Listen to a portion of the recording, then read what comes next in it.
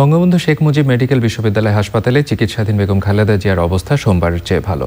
হাসপাতালের পরিচালক ব্রিফিংয়ে জানিয়েছেন, বিশেষজ্ঞ চিকিৎসকরা বুধবার আবারও খালেদা জিয়াকে দেখবেন।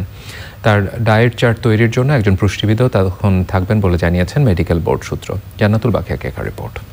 কারাবন্দী বেগম খালেদা জিয়ার বঙ্গবন্ধু শেখ মুজিব মেডিকেল বিশ্ববিদ্যালয় হাসপাতালে চিকিৎসার দ্বিতীয় দিন ছিল মঙ্গলবার।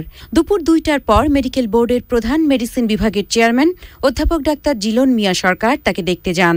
বেলা ৩:১৫টার পর বিএসএমএমইউ হাসপাতাল কর্তৃপক্ষ গণমাধ্যমের সঙ্গে খালেদা জিয়ার চিকিৎসা নিয়ে কথা বলেন। আমাদের বোর্ডের প্রেসিডেন্ট দেখেছেন, আর উনি গতকালকে যে মেডিসিন দেওয়া হয়েছিল উনি খাচ্ছেন। উনি আজকে কালকের চেয়ে গতকালকে চেয়ে আজকে ওনার অবস্থা ভালো। আমরা আরও একটু ডিটেলস দেখে আমাদের ডায়াবেটোলজিস্ট দেখে ওনার এটা করবেন, আগামীকালকে দেখবেন। চিকিৎসা হচ্ছে, চিকিৎসার একটা পর্যায়ে উনি হয়তো কমফোর্ট ফিল করলে উনি হয়তো বলবেন যে আমার তো ভালো লাগছে, হয়তো উনি নিজেই হয়তো বলবেন যে আমার ভালো লাগছে, আর এখানে থাকা কি দরকার। অথবা যদি আমার বোর্ড মনে করেন যে না আর থাকা প্রয়োজন হবে না, সেটা আসলে ডে হিসেবে বলা কষ্টকর। বেগম খালেদা জিয়াকে এর আগে ৮ অক্টোবর উন্নত চিকিৎসার জন্য বিএসএমএমইউ হাসপাতালে আনা হয়েছিল।